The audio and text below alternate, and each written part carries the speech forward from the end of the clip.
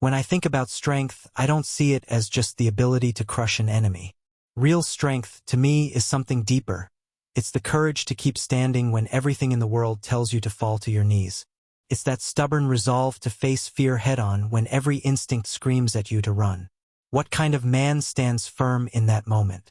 Those questions were answered long ago, when the very last Crusader army on earth, just 500 Knights of St. John, faced and defeated an army of 40,000 Ottoman soldiers.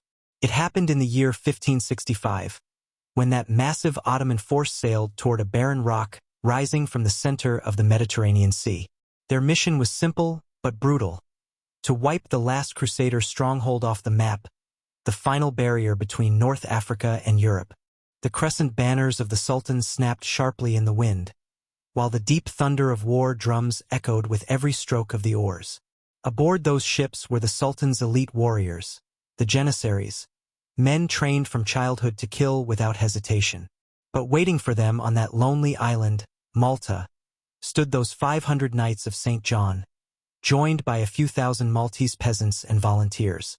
These knights weren't ordinary soldiers. They were Catholic warrior monks, bound by vows of poverty and chastity, yet trained from boyhood in the art of war.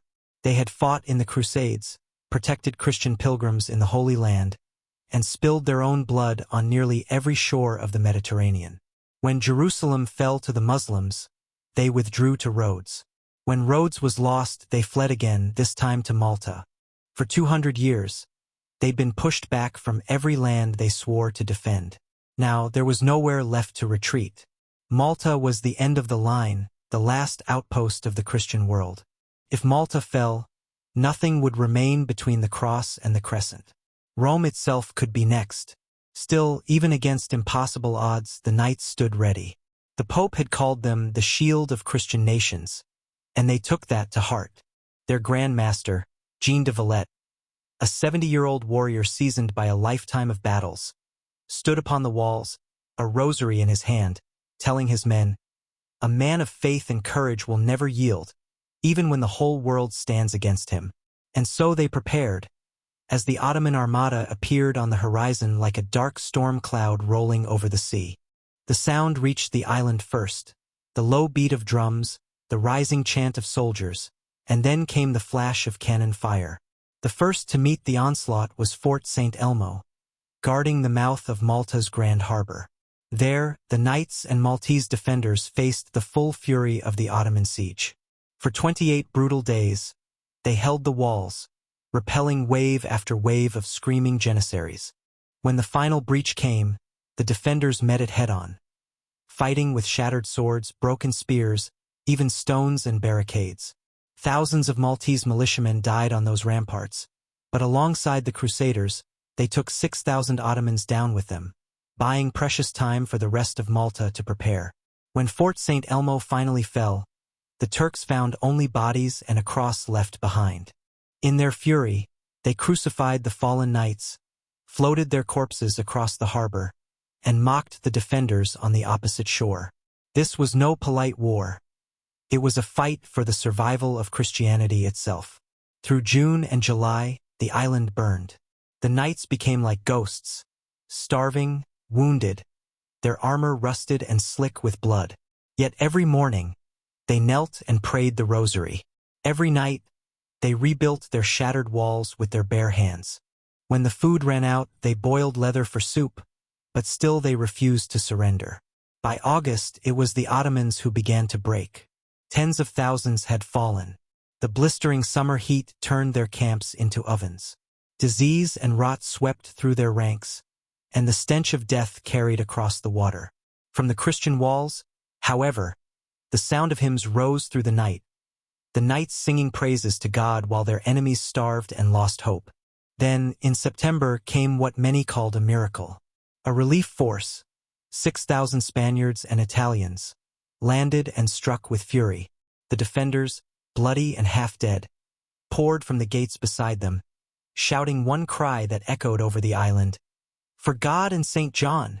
The Ottomans broke at last. What was once the greatest army on earth turned and fled back to their ships. When the smoke cleared, the cross still stood over Malta. A handful of the knights still stood with it. 30,000 Ottoman soldiers lay dead across the rocks and beaches. Word of that impossible victory spread across Europe like wildfire. Church bells rang from Rome to Paris, echoing over cities and fields alike. The Pope declared that Malta had been saved by nothing less than the hand of God. Historians would later call it one of the most decisive battles in human history, the moment when the tide of Islam stopped advancing into Europe and the Christian world was granted another century of light. But the Siege of Malta revealed something deeper, something about strength itself. We often hear that discipline is freedom, and Malta was living proof of that truth. The Knights of St. John didn't fight because they believed they could win. They fought because they had sworn an oath, to God, to their brothers, and to the cause they served. In that promise, they discovered a kind of freedom the modern world can hardly even understand. Because real freedom doesn't come from doing whatever you want.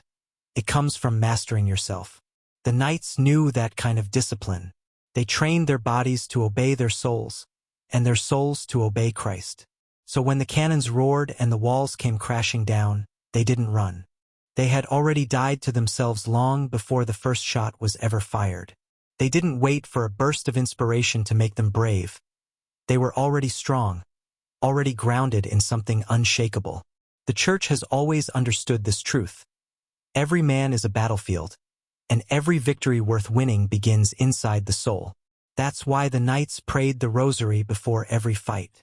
They understood the Mass better than most of us ever will. Each time a priest raised the chalice, it was, in its own way, another Malta, another moment when Christ stood between life and death and whispered, "Thy will be done." The knights lived that reality. They carried it into battle. Their pain became sanctified, their suffering transformed into something holy. Because in the Catholic faith, suffering isn't meaningless. It's redemptive. It's the forge where love is tested, where pride burns away, and where obedience becomes perfect. That's why those men didn't just die as soldiers, they died as saints. Not one of them stood alone on those walls. They prayed together, they fought together, and when the walls fell, they rebuilt them together. That unity, that shared sacrifice, was the very design of the Church itself. Not a loose gathering of individuals, but a single living body. A brotherhood. And it wasn't just a brotherhood. It was a sisterhood too. Every part of that body suffering and rejoicing together. That kind of unity is something our generation is starving for. We've been raised in isolation, taught that independence is the highest virtue, as if needing someone else were some kind of sin. But dependence, the right kind, dependence on God, and on brothers and sisters who share your mission, that's where real strength is forged. The truth is, modern Christianity has become thin. We talk about faith, but we rarely train it. We speak about grace, but we shy away from discipline. We want resurrection without the cross that comes before it. Malta reminds us that grace and grit were never meant to be separated. Those knights didn't just believe in Christ, they belonged to Him. Their faith wasn't just an opinion or a feeling. It was a vow they lived and died by. And honestly, that's one of the defining marks of Catholicism. The Church doesn't simply ask you to believe in God.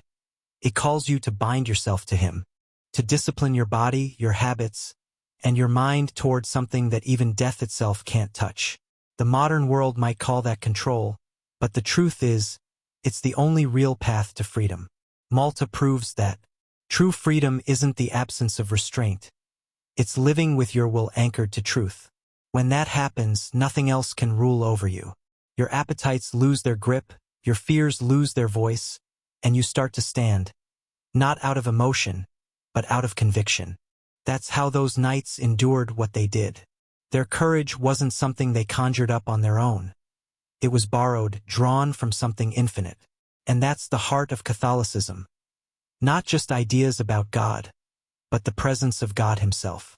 It's a faith that doesn't only inspire you to stand, it gives you the strength to do it. That's what the Knights of St. John still teach us today. Faith without structure crumbles under pressure.